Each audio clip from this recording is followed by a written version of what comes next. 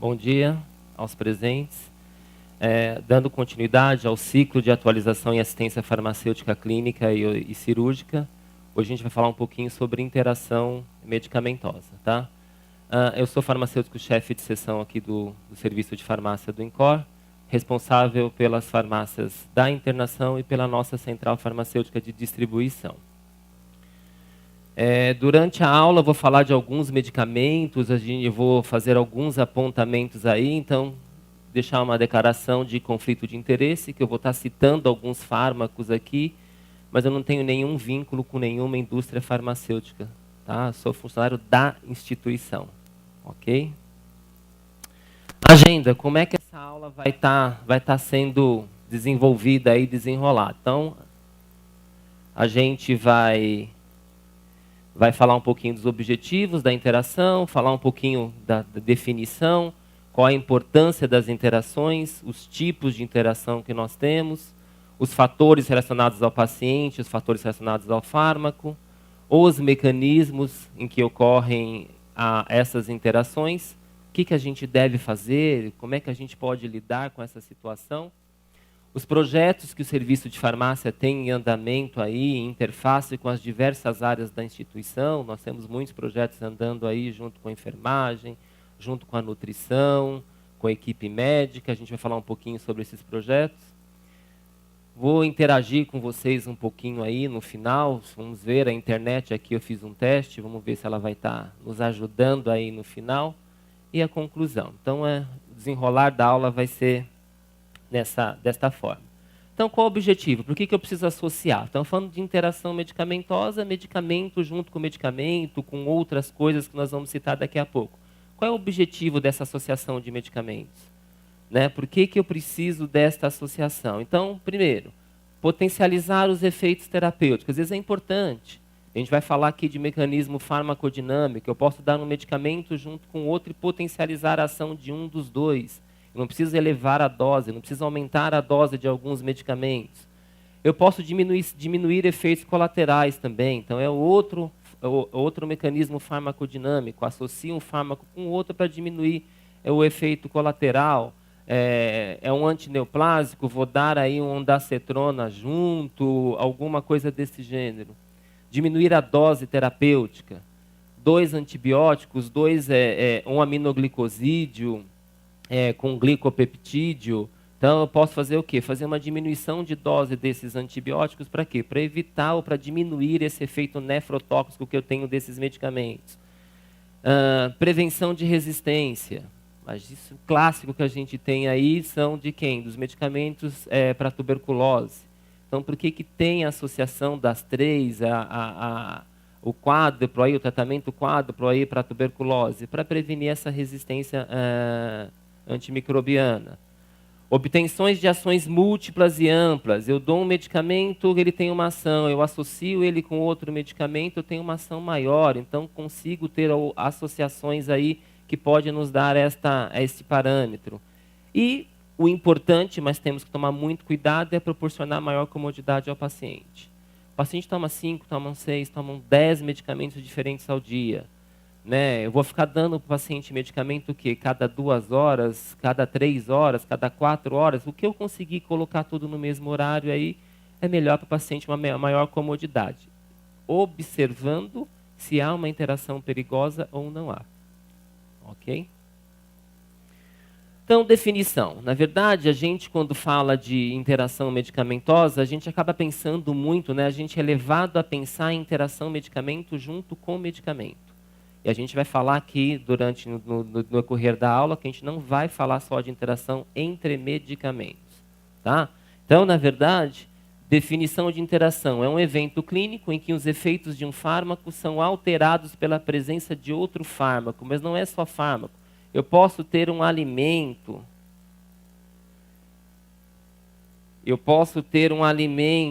Ok? Então, a presença de alimento também, uma bebida, né, ou algum agente químico ambiental. Então, é isso que a gente vai transcorrer aí no decorrer da aula.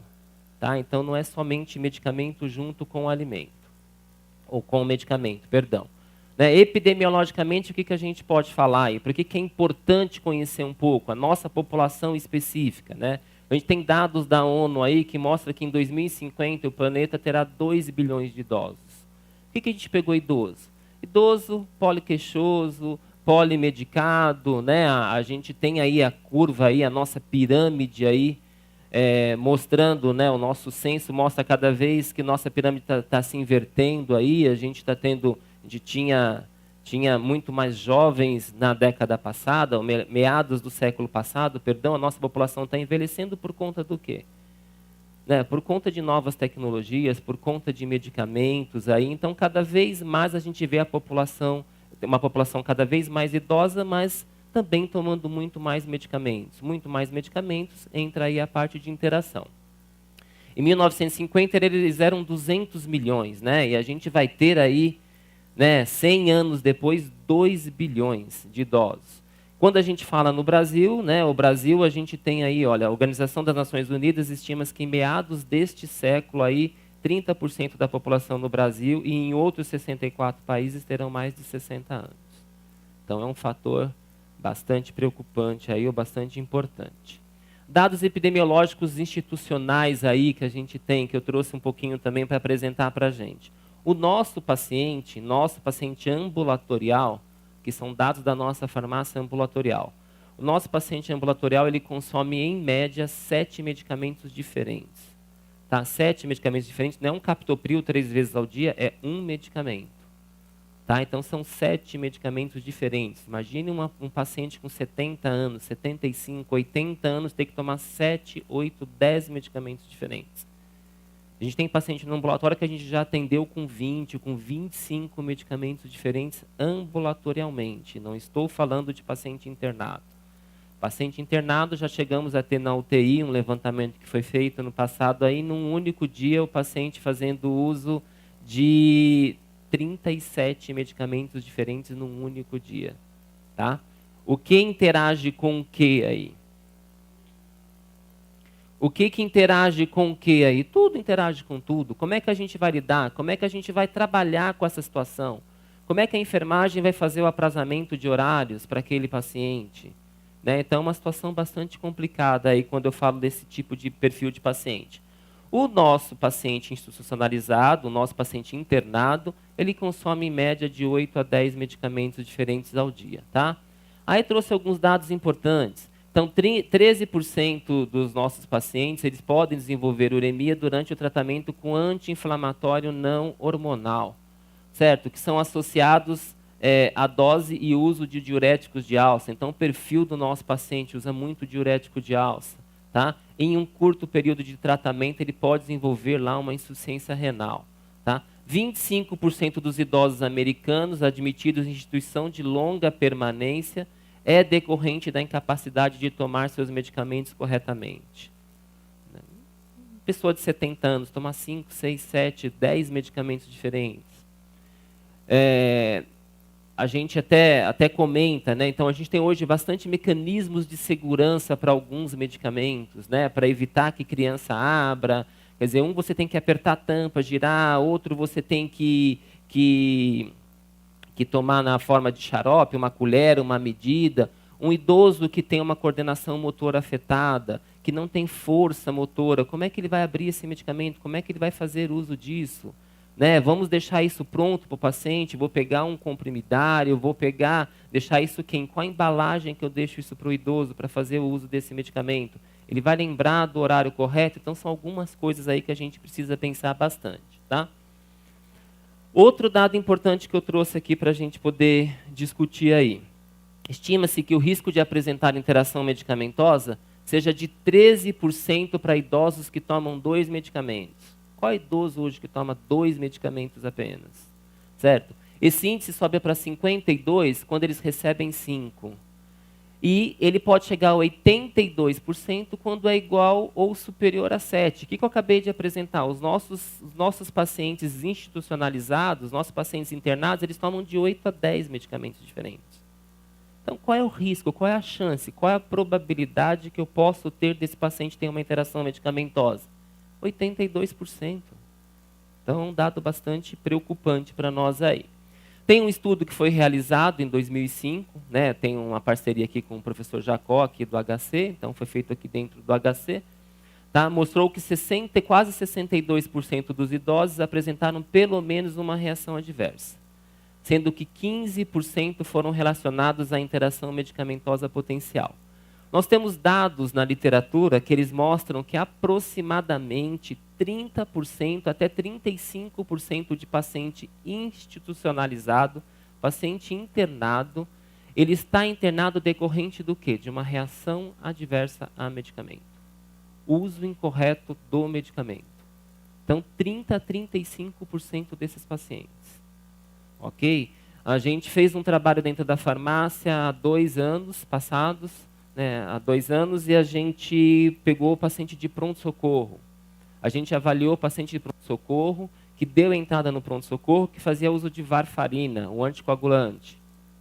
E a gente conseguiu ter aí que aproximadamente 12% dos pacientes que estavam, resultado final do trabalho, 12% dos pacientes que deram entrada no pronto-socorro, que faziam uso de varfarina, estavam com NR alterado, era por conta do quê?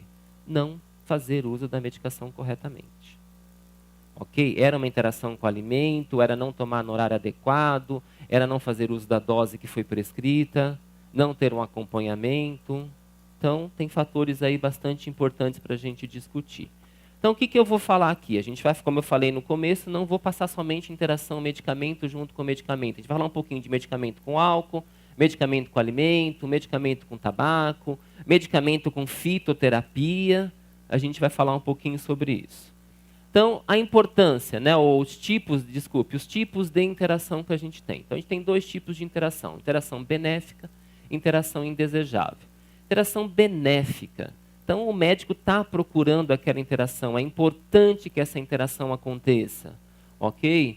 Então, interação benéfica são abordagens terapêuticas fundamentais em diversas patologias. Por exemplo, tratamento de hipertensão arterial. O nosso paciente aqui internado, paciente ambulatorial, ele não faz uso de uma única classe de medicamentos para tratamento da hipertensão. Então, são diversas classes aí. Então, é uma interação desejável, porque aquele medicamento, somente aquela patologia, somente aquela dosagem, somente aquela classe terapêutica não está tendo uma resposta. Outro exemplo de interação desejável aí, ou benéfica, ciclosporina. Ciclosporina junto com o diltiazem, por exemplo. O que acontece com ciclosporina com diltiazem? Quando eu associo ciclosporina com diltiazem, o diltiazem aumenta a biodisponibilidade da ciclosporina. Ou seja, essa ciclosporina vai absorver numa concentração maior. Se ela absorve numa concentração maior, o que eu posso fazer com esse paciente? Diminuir a dose de ciclosporina para esse paciente. Quanto custa um frasco de ciclosporina hoje? Quanto custa uma cápsula de ciclosporina? Um frasco de ciclosporina está mais de R$1.000 comercialmente falando. Se ele for comprar isso direto de um fabricante, mais de R$1.000. Então eu consigo diminuir a dose, eu consigo fazer o quê? Com que aquele mesmo frasco tenha uma duração maior. Então é uma interação benéfica. O que eu sempre comento não é um brinde, não é tome ciclosporina e leve um diltiazem. Não é dessa forma que a gente tem que pensar. A gente tem que pensar se o paciente está tomando ciclosporina, tiver uma hipertensão, precisar de uma outra droga, que possa ser prescrito diltiazem, sim. Mas não vou ficar associando simplesmente porque eu vou melhorar essa biodisponibilidade. E temos as interações indesejáveis. Tá? Então, a interação que ele vai acarretar uma ineficácia, vai promover uma reação adversa, posso colocar em risco a vida do paciente. Por exemplo, bloqueador neuromuscular junto com aminoglicosídeo. O que ele pode causar? Uma paralisia respiratória. O exemplo mais clássico que nós temos na literatura, tetraciclina com leite. Na verdade, é com o quê? Com cálcio, com sais dietrivalentes.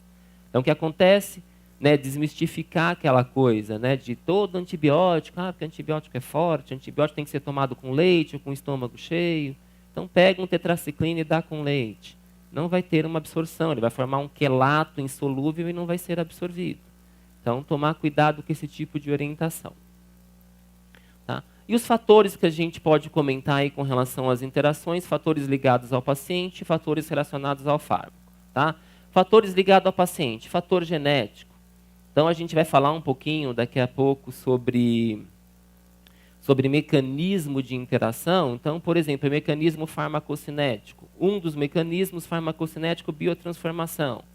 Biotransformação muito ligada a quem? A citocromo P450, que é a principal classe de enzimas responsável pela metabolização de fármacos. A gente tem dados importantes aí com relação a fator genético, aí, a composição genética de que alguns indivíduos têm ou não têm aí expressam algumas dessas enzimas com maior facilidade ou com menor frequência. Codeína é um fármaco analgésico. A gente tem dados aí de que aproximadamente 20 a 30% dos pacientes que fazem uso de codeína não têm um efeito analgésico, não têm uma resposta analgésica. Por quê? Por conta desse fator genético. Eles não têm a enzima que vai metabolizar aquela codeína, que vai transformar a codeína em morfina, que aí eu vou ter ação analgésica. A codeína é um fármaco antitussígeno. Ela tem uma ação analgésica? Sim, pós-metabolização pelo citocromo P450. Ele é metabolizado, se transforma em morfina e a gente tem ação analgésica. Aí tem doenças, nós temos aqui o nosso paciente com ICC, também é bastante importante, isso vai interferir também junto com a interação de alguns fármacos. Então não é só pensar naquele perfil que eu passei anteriormente, medicamento com alimento, medicamento com medicamento, medicamento com tabaco. Nós temos doenças também. A alimentação, vou trazer aqui alguns exemplos aí do fármaco junto com o alimento. O meio em que está sendo tomado, vou tomar com suco de laranja, que é ácido, não vou tomar com refrigerante, vou tomar com chá, fumo, álcool, eu já falei. Dose é importante. Qual é a dose que eu vou administrar? Duração de tratamento, qual é o esquema posológico? Ok? Qual é a via de administração? Forma farmacêutica que eu vou trabalhar com esse paciente? Posso mudar a forma simplesmente? O paciente estava fazendo uma droga de uso endovenoso. Ele perdeu o acesso. Vou passar esse medicamento por uma sonda? Posso passar por uma sonda? Não posso passar? Simplesmente trocar aquela forma farmacêutica, o medicamento que era uso parenteral, vou passar para uso oral e eu faço uma equivalência de posologia? É simples assim? Não. A gente tem que considerar algumas coisas aí.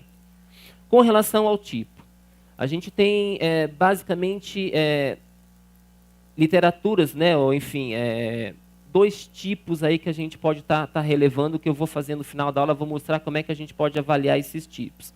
Então, primeiro tipo, com relação à gravidade. Com relação à gravidade, ele pode ter uma gravidade menor, uma gravidade moderada ou uma gravidade maior. Né? Como é que eu vou avaliar? Uma gravidade menor, intervenção desnecessária, é simplesmente acompanhar o paciente, eu não preciso ter nenhuma ação. Esse medicamento tem uma interação, mas é de gravidade menor, é só fazer um acompanhamento. Gravidade moderada, eu tenho que fazer uma intervenção. Gravidade maior, eu tenho que fazer o quê? Não pode fazer a administração daquele medicamento. Tá? É contraindicado que faça a utilização desses dois medicamentos juntos, um medicamento junto com o alimento, conforme a gente estiver analisando. Com relação ao índice de risco, A, B, C, D e X. É similar ao anterior, né? Conforme eu vou aumentando aqui, eu vou até a suspensão, evitar a combinação, eu tenho que modificar essa terapia, vou monitorar essa terapia, ou então não vou fazer nada, simplesmente vou acompanhar esse paciente. Ok? Então, são esses tipos que a gente tem aí, que no final a gente vai fazer alguns trabalhos com relação a isso. Mecanismos, basicamente, a gente tem aí 4 mecanismos. Mecanismo farmacêutico, mecanismo físico-químico, farmacodinâmico e farmacocinético. Vamos abordar aí cada um deles. Então, mecanismo farmacêutico, uma interação farmacêutica. Pode ser uma inativação, pode ser uma precipitação. O que é? É um medicamento, é um antibiótico que foi feito com um diluente incorreto, ok? Houve uma precipitação. É um entupimento de uma sonda, por exemplo, um medicamento que não deve ser passado por uma sonda e foi administrado por uma sonda, certo? É o quê? É um diazepam, que se eu fizer a diluição de diazepam com solução fisiológica, eu vou ter uma precipitação. É uma fenitoína que também vou ter precipitação com solução fisiológica. Uma heparina que não deve ser administrada junto com uma hidrocortisona, certo? A gente sabe do perfil, a gente conhece o perfil dos nossos pacientes, a gente sabe da dificuldade dos nossos pacientes de acesso venoso, por exemplo, com a equipe da enfermagem. A gente tem o quê? Tem lá uma dupla via, uma torneirinha, tem uma tripla via, duplo lumen lá. O que, que eu faço? Tá um conector em Y lá e eu faço o quê? Tá fazendo uso de uma droga, eu aproveito aquele conector para aproveitar o acesso e faço a administração de uma outra droga por aquele mesmo acesso. Então tem que tomar cuidado com algumas drogas aí. Incompatibilidade com material, seringa, catéter, vidro, plástico. Então, o exemplo clássico que a gente tem aqui, dentro da casa que a gente usa muito, amiodarona e nitropruseto. Então, a gente tem a solução, a bolsa específica de soro que tem que ser administrado. É o Ecoflac, a gente não pode administrar numa bolsa de PVC. A amiodarona, ele faz o quê? Ele adsorve na bolsa de PVC, o paciente vai estar recebendo o quê? Somente o soro. Então, se a gente não conhecer, não souber qual é o diluente, qual é a bolsa adequada, certo? Qual é a solução compatível, eu posso ter prejuízos e danos para esse paciente. Mecanismo físico-químico, alguns exemplos aqui. Então, alteração do pH. O paciente está tomando um ácido acetil salicílico, vou dar um antiácido junto. Ácido acetil salicílico. No mesmo horário, eu administro um hidróxido de alumínio com magnésio. Está antagonizando aí, ok? O que eu falei, o cálcio, ferro, zinco, junto com tetraciclina aí, também vou ter o quê? Uma incompatibilidade físico-química aí. Interação farmacocinética. Farmacocinética, nós temos os 4 princípios da farmacocinética. Então, absorção, distribuição, metabolismo e excreção. Então, essa interação pode acontecer em qualquer um desses parâmetros farmacocinéticos. Trouxe aqui alguns exemplos para a gente poder avaliar, pensando no nosso perfil de paciente também. Então, nosso paciente que vai fazer o quê? Metoclopramida junto com paracetamol. O que, que eu vou ter? O quê? Uma aceleração do esvaziamento gástrico. Lembrar, se eu tenho uma aceleração do esvaziamento gástrico, o que, que acontece? Os medicamentos são absorvidos principalmente de via oral aonde? No intestino. Se eu tenho uma aceleração desse esvaziamento, o que, que vai acontecer? O medicamento vai absorver menos. Se ele vai absorver menos, eu vou ter uma ação menor. Então, tomar cuidado com esse tipo de coisa. Uso de laxante. O paciente está obstipado. O paciente está constipado. É outra coisa importante. O que, que acontece? O medicamento fica muito mais tempo em contato com a mucosa do intestino, vou absorver numa concentração maior. Posso ter um efeito tóxico desse medicamento. Falando de distribuição. Distribuição a gente tem que lembrar, ou tem que acompanhar aí o quê? A quantidade de albumina desse paciente. A maioria dos fármacos, para serem distribuídos, ele tem uma porcentagem de ligação à proteína plasmática. A principal proteína plasmática que nós temos no organismo, a albumina. Então, também tomar cuidado um pouquinho, quanto é que esse paciente tem de albumina? Está hipoalbuminêmico, como é que ele está? Por quê? Se o fármaco se liga muito à albumina, se liga menos à albumina, certo? Eu vou ter aqui desvios o quê? Da concentração ou fármaco, a concentração ideal, o nível que esse fármaco vai ter efeito. Ok? Então, tem aí Aécio, né, junto com o naproxeno. O que acontece? Tem uma competição por essas proteínas plasmáticas aí. Eles vão competir, porque ele tem uma alta ligação à proteína plasmática. Desloca essa porcentagem de ligação, eu tenho muito mais fármaco livre, o fármaco que não está ligado à proteína. O fármaco que vai ter ação, quem é? É o fármaco livre, não é o fármaco ligado a essa proteína plasmática. O que acontece? Eu tenho uma ação muito maior. Tomar cuidado com isso. Os fármacos que têm um índice terapêutico muito baixo, varfarina, né? Então, tomar cuidado com esses fármacos de índice terapêutico muito baixo. Varfarina pode se ligar de 97% até 99% à proteína plasmática. Então, quanto por cento desse fármaco faz efeito? 1% inicialmente. Se eu faço um deslocamento, o fármaco se liga menos, se em vez de ele se ligar a 97%, ele passa a se ligar a 95%, eu vou ter o dobro do efeito, uma possível intoxicação com esse paciente. Digoxina, a mesma coisa. Biotransformação. Então, biotransformação, lembrar lá do citocromo P450, pacientes com problemas hepáticos também. Então, tem que conhecer um pouquinho como é que estão as enzimas desse paciente. Certo? Saber se o fármaco é metabolizado por esta via aí, pelo citocromo P450. Conhecer um pouco o perfil desse paciente. E finalizando, dentro de farmacocinético, a excreção.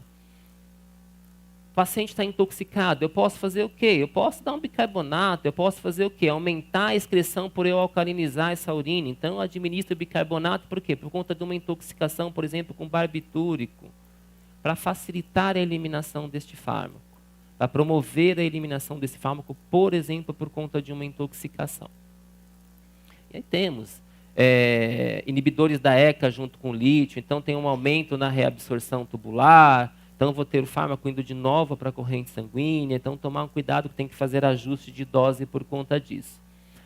Aqui, medicamento junto com o alimento. Então, eu trouxe alguns exemplos aqui, depois a gente pode disponibilizar a aula para vocês, enfim, são alguns exemplos aqui de orientação básica, né? Então, captopril, ingerir 1 hora antes ou 2 horas depois das refeições, pois os alimentos diminuem a absorção de captopril.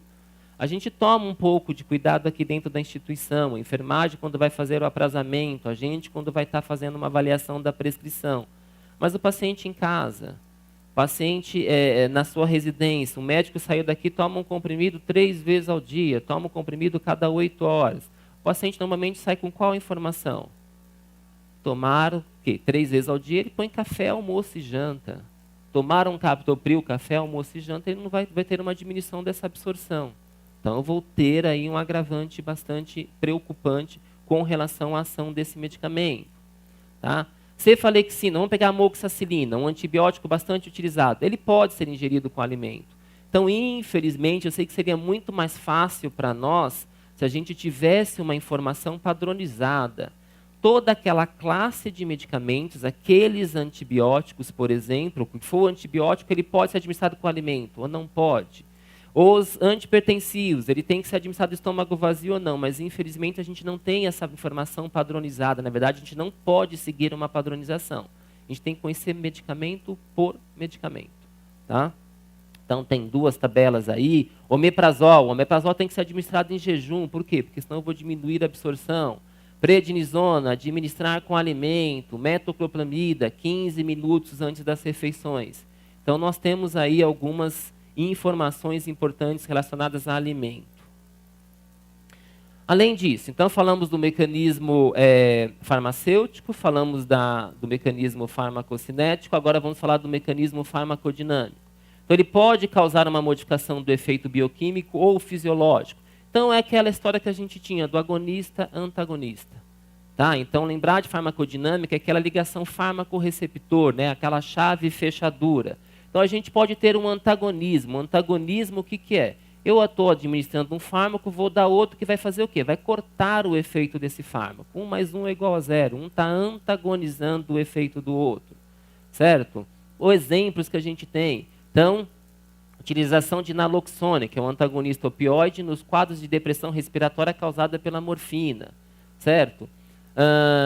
Outro exemplo que a gente tem, propranolol, que é um bloqueador de receptor beta, junto com salbutamol, que é um agonista de receptor beta. Então, lembrar lá, propranolol não é cardioseletivo, ele age tanto em beta 1 quanto em beta 2. Né? Então, beta 1 no coração, o que ele vai proporcionar? Certo? Uma vasodilatação. Beta 2 no pulmão vai fazer o quê? Uma broncoconstrição. Certo? Então, o paciente que é asmático precisa fazer uso do salbutamol, que é um agonista de receptor beta. Ele precisa fazer o quê? Uma broncodilatação. Ele está tomando junto um propranolol que vai bloquear esse receptor beta, eu vou exacerbar, eu vou piorar o quadro de asma desse paciente. Então, tomar cuidado. Qual é a alternativa? Vamos substituir. Ele precisa, se a melhor classe para esse paciente é um beta bloqueador, eu substituo. Em vez de eu dar um não cardioseletivo, eu vou dar um cardioseletivo, que vai agir somente em beta 1. Não precisa agir em beta 1 e em beta 2. Ok? Sinergismo. Sinergismo, 1 mais 1 é igual a 3. Então, os 2 fármacos, quando associados, eu tenho uma potencialização desse efeito. Exemplo que eu trouxe aí, o aminoglicosídeo junto com o glicopeptídeo vancomicina. Os 2 são altamente nefrotóxicos.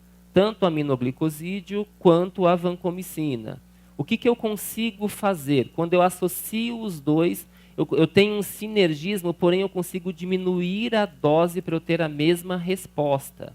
Então, o paciente que precisaria tomar isoladamente 1 grama, por exemplo, de uma amicacina a cada 12 horas, quando eu associo com vancomicina, eu posso baixar essa posologia para 500 miligramas a cada 12. Então, eu consigo ter um sinergismo aí e uma diminuição da dose por conta do quê?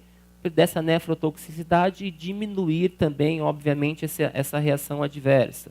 Então, quais são os principais problemas encontrados quando eu falo com fitoterapia? Fitoterapia, todo mundo tem o quê? Uma planta. Planta não faz mal, não há problema nenhum fazer uso de planta. É um chazinho que eu tomo, eu utilizo ele apenas como complemento. Os pacientes não relatam o uso disso, porque o que você toma? Ele nunca fala que ele faz uso de uma planta, um chá de quebra-pedra, uma pata de vaca para diabetes, alguma coisa desse gênero, certo?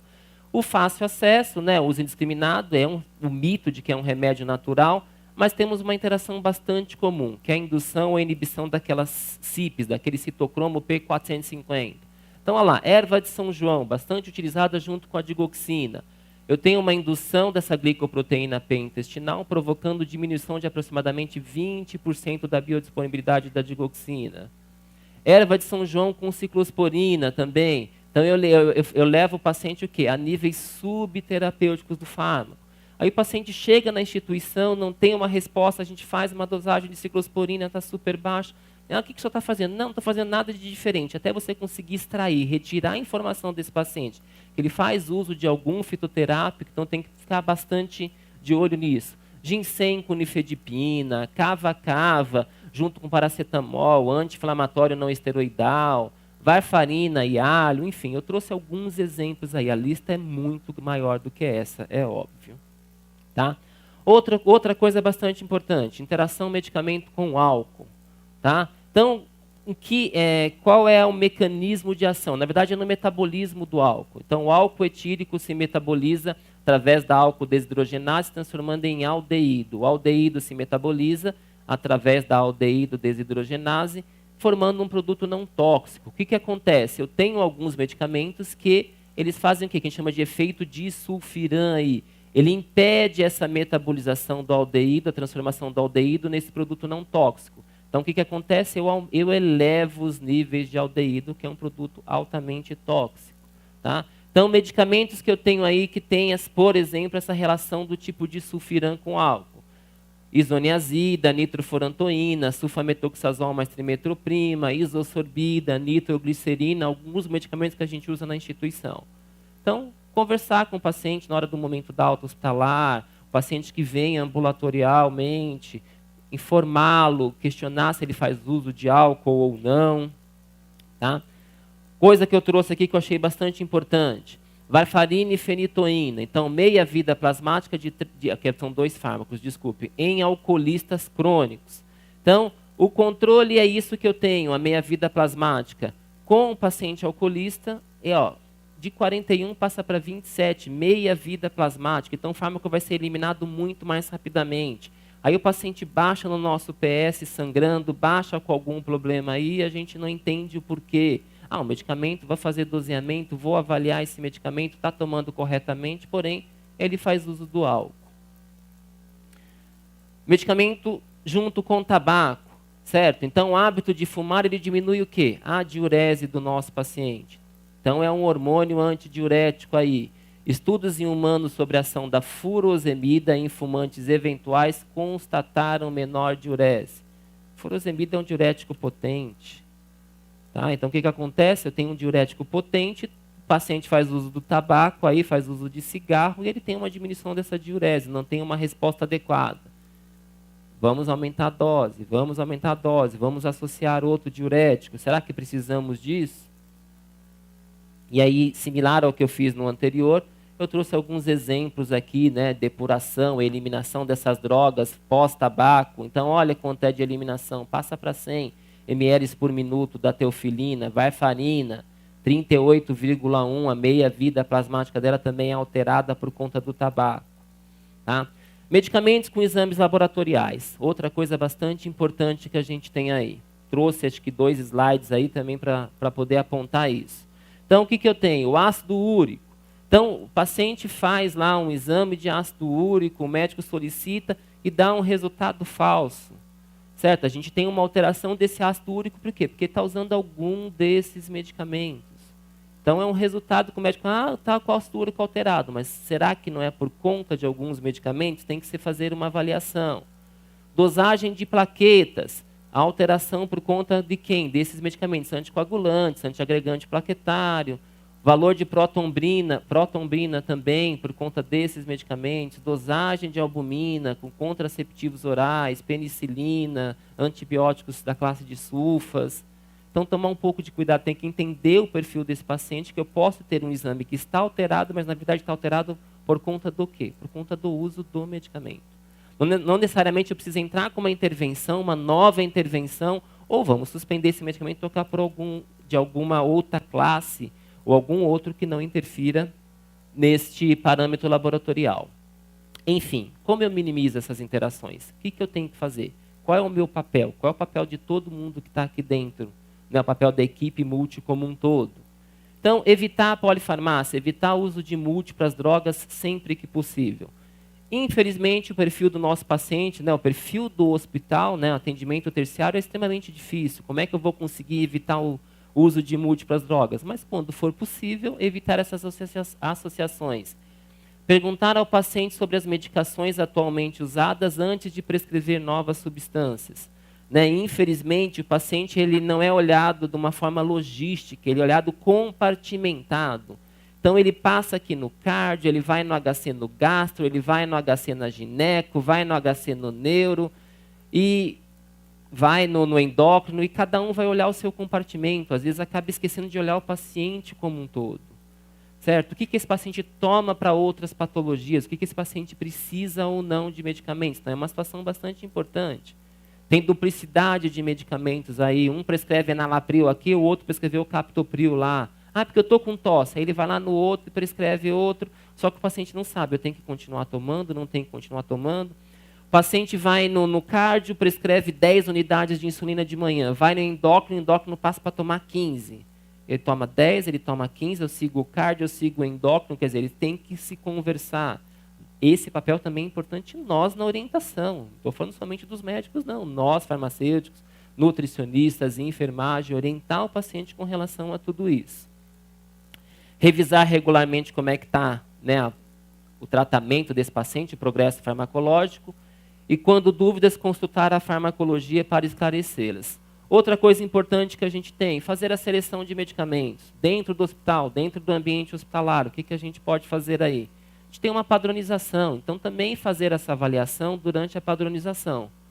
Eu tenho que verificar esse fármaco que está sendo padronizado, ele tem muita interação para o perfil nosso de paciente. De repente é um fármaco de última geração, extremamente importante, mas será que para o perfil do nosso paciente, ele não vai agravar o quadro do nosso paciente frente ao tipo, à classe de medicamentos que ele está utilizando? Então é uma coisa bastante importante. A gente não pode pensar no medicamento somente como inovador, é uma classe nova, ele vai resolver todos os problemas. Mas todos os problemas de qual perfil, qual tipo de paciente.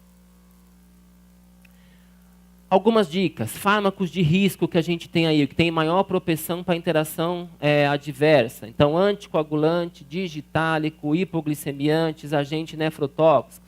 Então, tomar cuidado. Aqueles fármacos o quê? Os MAVs, que já foi comentado aqui, os medicamentos de alta vigilância, os medicamentos com baixo índice terapêutico, tomar bastante cuidado com a utilização desses medicamentos.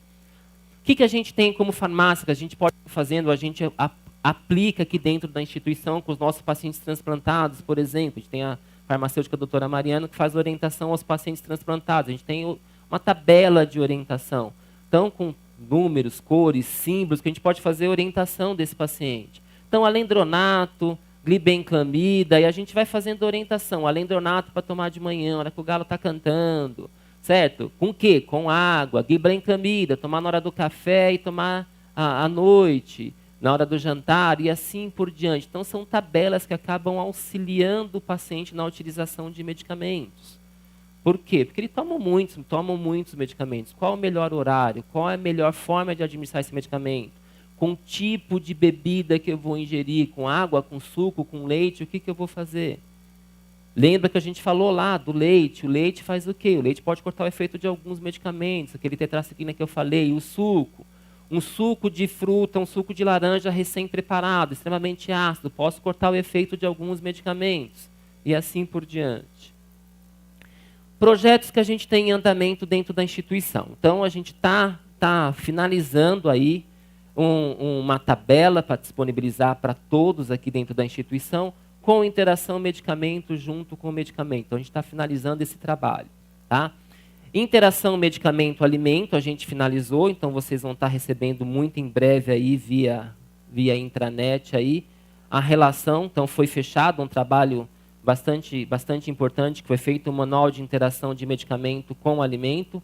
Como eu falei no começo, isso não foi feito pela farmácia, é em parceria, né? Tem um grupo bastante importante envolvido aí, então está a farmácia, está o pessoal da nutrição, o serviço de nutrição e a coordenação de enfermagem. Então isso vai ser divulgado aí com as importantes interações entre medicamentos e alimentos, vai ser disponibilizado para a gente. Outro que a gente tem aí também, está só finalizando o aval da equipe médica, já passamos para a equipe médica, já foi validado pela farmácia e pela enfermagem. É o manual de drogas injetáveis que vai ajudar o pessoal da enfermagem bastante aí. Então, vou pegar uma miodarona. A miodarona tem que ser diluído no quê? Quais são as soluções compatíveis? O que eu tenho que tomar cuidado na preparação? Qual a estabilidade dessa solução? O que eu posso administrar junto ou não? Então, a gente tem os principais medicamentos utilizados na instituição, com todas as informações dele relacionadas à diluição. Então, é outra coisa, outro trabalho bastante importante. Outro trabalho para a enfermagem ajudar muito, o paciente está com sonda, posso administrar esse medicamento, posso passar pela sonda ou não posso passar pela sonda? Isso vai entupir a sonda, não vai entupir a sonda, o que a gente tem? Então, temos a relação de todos os nossos medicamentos e orientação. Posso passar por sonda, não posso passar por sonda, simplesmente por via oral, esse medicamento é incompatível passar por sonda, certo? Por exemplo, um ibezartana, aqui peguei um aleatório, somente por via oral, não posso administrar esse medicamento por sonda. Então, se o paciente estiver sondado, orientar o médico, falar para o médico que tem que ser uma outra via de administração, tá? Trabalho que também está caminhando aí junto com o pessoal da informática, bastante importante aí, a gente deve estar soltando aí nos próximos 2 meses aí. Hora que o médico vá prescrever, tá? Então o médico prescreveu uma varfarina, e em seguida ele prescreveu um ibuprofeno. Automaticamente vai sair a informação para o médico. Estes fármacos interagem. É uma interação do tipo grave. O senhor quer prescrever? Confirme essa prescrição, porque às vezes é uma interação que o médico deseja. Tá? Então a gente vai ter tudo isso dentro da nossa prescrição médica. Tá? Então é um avanço que a gente está tendo aí. Isso vai aparecer na prescrição médica, na hora que o médico estiver fazendo a prescrição, vai aparecer para a farmácia, na hora que a farmácia estiver fazendo a triagem, vai aparecer para a enfermagem, na hora que vocês estiverem fazendo o aprazamento, ou quem está fazendo a confirmação aí, beira-leito, ou confirmação checagem eletrônica, isso vai aparecer para vocês. E, para informar, deixar uma notícia super fresca, isso aconteceu ontem, a doutora Mitsui e Helenice aí da nutrição, a gente conversou ontem com o Dr. Marco, a gente mostrou para eles o trabalho da interação com o alimento e a gente também vai colocar isso no sistema também dentro do S3. Não, a gente já falou, a gente já se adiantou, a gente também solicitou que isso seja inserido a gente vai depois conversar com vocês, verificar qual é a melhor forma, para que vocês tenham acesso a esse tipo de informação dentro do nosso sistema de prescrição também. O trabalho foi feito, a gente teve um trabalho exaustivo aí, o trabalho ficou super bom. Vamos fazer um bom uso desse trabalho. Tá? Importantíssimo para a enfermagem. Vai aparecer a informação na hora do aprazamento, esse interage com aquele, então minimizar, por exemplo, mudar o horário na hora do aprazamento, né? Se esse tem uma interação com aquele, vamos fazer um aprazamento em horários diferentes, não vamos colocar no mesmo horário, entender o porquê desta interação. E agora estou acabando aí. Não sei se vocês conhecem, se vocês já viram, mas todos nós aqui temos acesso dentro do portal da saúde, do Ministério da Saúde, tá? A gente tem acesso no site do Ministério, nós temos acesso aqui à saúde baseada em evidências. Tá? Esse saúde baseada em evidências é um portal que a gente tem aí diversas bases de dados para pesquisa. Uma coisa é a gente fazer pesquisa aqui dentro da instituição, com o computador tá ligado com a base de dados do Ministério, do portal do Periódicos. Mas o que acontece? Em casa a gente consegue fazer isso, desde que a gente tenha um cadastro, nosso conselho regional, a gente vai ter acesso a isso.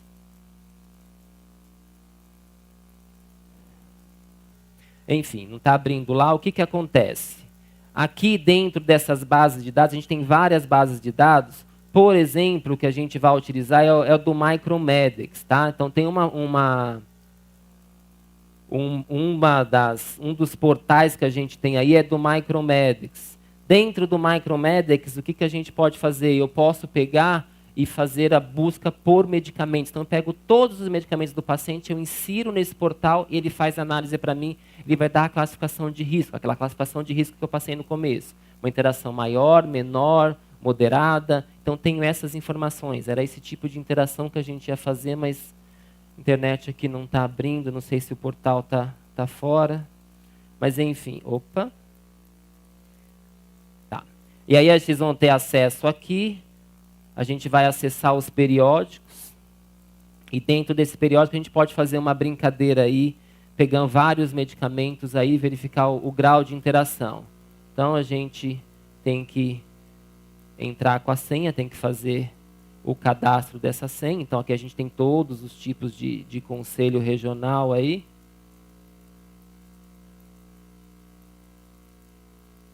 Mas esse é uma das bases de dados que nós temos disponíveis para fazer consulta. E a outra, que eu não vou nem ousar entrar na internet, a gente está em cima do tempo aí também. Entrem na intranet do HC, tá? Então entrem no site do HC, entra na intranet do HC. A gente vai ter lá, no final da página da intranet do HC, a gente tem lá uma base de dados chamada Lexicomp, tá? Dentro do Lexicon, vocês vão procurar a base de dados aqui de interação medicamentosa. Aqui eu vou colocando medicamento por medicamento, ele vai fazer análise de todos os medicamentos. E aí eu tenho a resposta, o que interage com o que. Só lembrando um pouquinho, esta base de dados aqui do Ministério da Saúde, tá? Essa base de dados do Micromedex, eu tenho acesso inclusive a todo tipo de interação, não só medicamento com medicamento. Então lá também tem medicamento junto com alimento. Ele vai dizer, interage com o alimento, que tipo de alimento, qual é o tipo de interação que a gente tem ou não. Isso aqui foi uma das bases de dados que foram utilizadas para fazer aquele manual de interação junto com alimento. Ok? Enfim, gente, a importância de uma interação medicamentosa deve ser analisada caso a caso. Eu não posso pensar no paciente, todos os pacientes da mesma forma. Eu tenho que avaliar, tenho que ver, né, levando em conta suas consequências clínicas, ou seja, sua relação risco-benefício. Aquele paciente que eu falei para vocês no decorrer da aula, dentro da UTI, estava usando 37, 38 medicamentos diferentes num dia. O que eu vou fazer? Proibir de utilizar aquele medicamento? Não, o paciente vai precisar. É um risco-benefício. Dentro da instituição é muito mais tranquilo, muito mais sossegado que eu tenha uma avaliação desse paciente. Externo é um pouco mais complicado. Mas não dá para a gente fazer um parâmetro só. Tem que avaliar caso a caso, paciente a paciente. Enfim, o que eu passei aqui foi um pedacinho desse iceberg aqui. Ok? Então, várias classes de medicamentos aí que a gente tem disponíveis, que eles podem estar interagindo. Mas quem já viu a foto de um iceberg sabe que aqui por baixo isso aqui é 10 vezes maior do que esse tamanho. A gente tem muita coisa para explorar ainda. Em uma hora não dá para falar de interação como um todo. A gente trouxe algumas abordagens e algumas ferramentas importantes para a gente poder estar avaliando. Ok? A verdadeira viagem do descobrimento não consiste em buscar novas paisagens, e sim novos olhos. A gente tem que começar a olhar a situação, as coisas de uma maneira diferente. Marcel Proust. Obrigado.